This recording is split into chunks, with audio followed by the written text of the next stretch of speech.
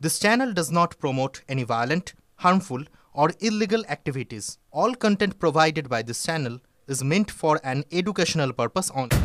নমস্কার বন্ধুরা, তো এটাই গত কয়েক মাস ধরে ওয়াশিংটনের মন্ত্রীদের মন্ত্র হয়ে দাঁড়িয়েছে যে ডলারকে সাপোর্ট করো ইন্ডিয়া।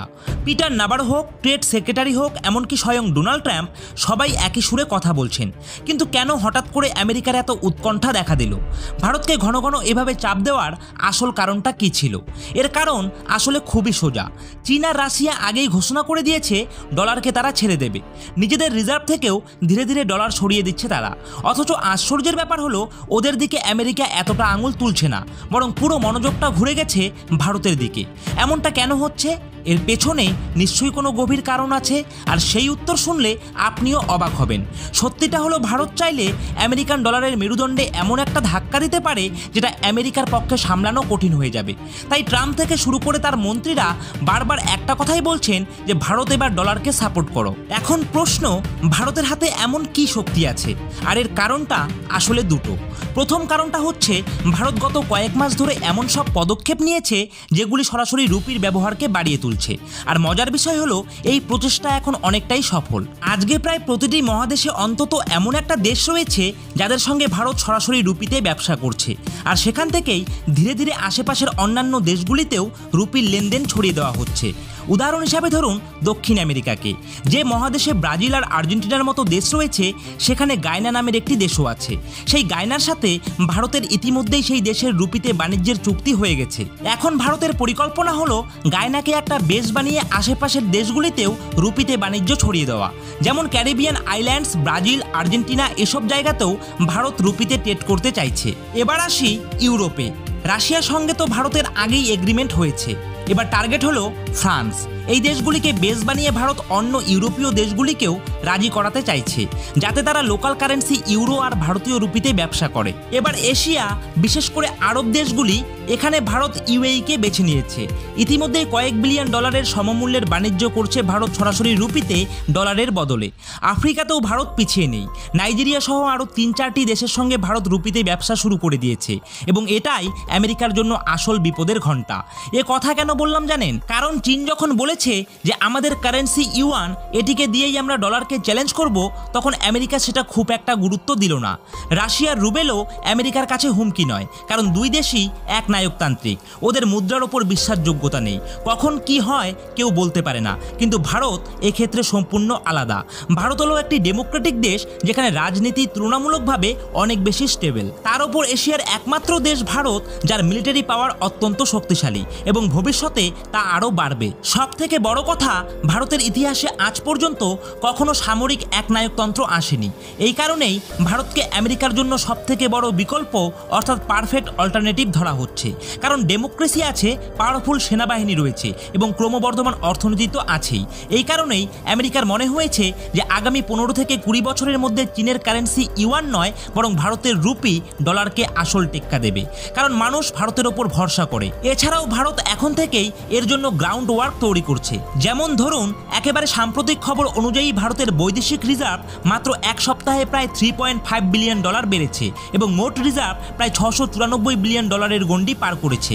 কিন্তু আসল সুখবর হলো রিজার্ভ ব্যাংক অফ ইন্ডিয়া এখন দ্রুত ডলার রিপ্লেস করছে গোল্ড দিয়ে। আর শুনলে অবাক হবেন যে আজকের তারিখে ভারতের গোল্ড রিজার্ভ হয়ে দাঁড়িয়েছে প্রায় 87 বিলিয়ন ডলারে। হ্যাঁ, 87 বিলিয়ন ডলারের সমমূল্যের সোনা ভারতের তহবিলে জমা আছে।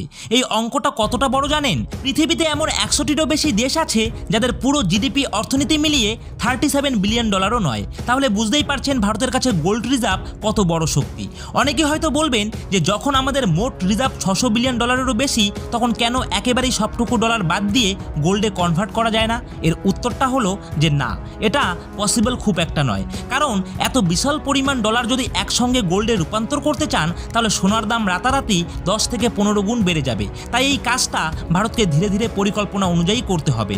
সোনার দাম যখন নামবে তখন কিনে রিজার্ভে যোগ করতে হবে এবং এটিকেই বলা হচ্ছে ফিউচারের গ্রাউন্ড ওয়ার্ক। কারণ সহজ সত্য হলো যে দেশের কাছে যত বেশি গোল্ড রিজার্ভ থাকে তার মুদ্রার শক্তিও তত বেশি হয়। এখন অনেকেই হয়তো জানেন না, সবসময় আমাদেরকে বলা হয়েছে ডলার শক্তিশালী, কারণ আমেরিকা পেট্রো ডলার ডিল করেছিল, মানে আরব দেশগুলি শুধু ডলারে অপরিশোধিত তেল বিক্রি করবে। কিন্তু সত্যিটা হলো এটা ডলারকে শক্তিশালী করার পেছনে ছোট্ট একটা কারণ মাত্র। আসল ভিত্তি তৈরি হয়েছিল 1934 সালে, যখন আমেরিকার প্রেসিডেন্ট ফ্রাঙ্কলিন ডি রুজভেল্ট, যাকে আমেরিকার সেরা 3 জন রাষ্ট্রপতির মধ্যে একজন ধরা হয়, তিনি একটা ঐতিহাসিক পদক্ষেপ নিয়েছিলেন। তখন তিনি আমেরিকার ভেতরে গোল্ড হোল্ডিংকে বেআইনি ঘোষণা করেন, মানে কোনো সাধারণ নাগরিক নিজের কাছে সোনা রাখতে পারবে না। সবাইকে বাধ্য করা হয়েছিল তাদের সোনা ব্যাংকে জমা দিতে, আর তার বদলে দেওয়া হতো সোনার মূল্যের সমপরিমাণ ডলার।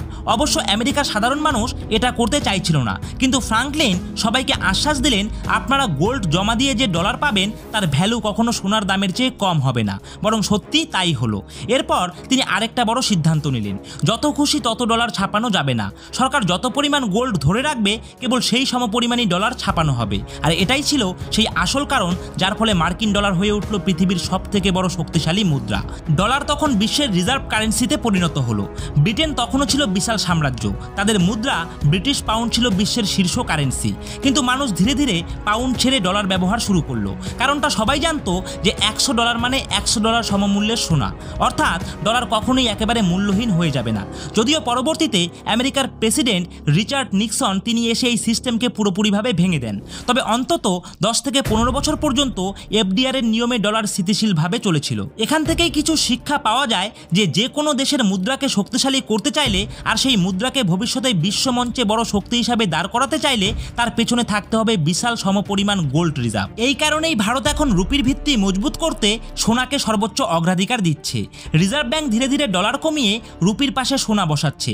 লক্ষ্য একটাই, ডলারের ওপর নির্ভরশীলতা কমানো আর আন্তর্জাতিকভাবে রুপির ওপর আস্থা তৈরি করা। তাই সোনা ভারতের কাছে শুধু ধন সম্পদ নয়, বরং একেবারে স্ট্র্যাটেজিক অস্ত্র। তো বন্ধুরা, আশা করছি আজকের এই সম্পূর্ণ বিষয়টা আপনাদের ভালো লেগেছে। তো আজকের এই ভিডিওটি ভালো লেগে থাকলে অবশ্যই ভিডিওটিতে একটি লাইক করবেন, আর অবশ্যই আপনার বন্ধুদের সাথে আজকের এই ভিডিওটিকে শেয়ার করতে একদম ভুলবেন না। আর প্রতিনিয়ত জিওপলিটিক্স সম্বন্ধিত ভিডিও পাওয়ার জন্য আমাদের এই নিউজ জিওপলিটিক্স ইউটিউব চ্যানেলটিকে সাবস্ক্রাইব করে দিয়ে পাশে থাকা বেল আইকনটিকে বাজিয়ে দেবেন, কারণ আসল স্টোরি আপনারা কিন্তু আমাদের এই চ্যানেলেই শুনতে পারবেন, যেখানে আমরা শুধু নিউজ নয় বরং নিউজের ভেতর গোপন স্ট্র্যাটেজি আপনাদের সামনে তুলে ধরি। তো বন্ধুরা, আজকের মতো ভিডিওটা এখানেই শেষ করছি। জয় হিন্দ, জয় ভারত।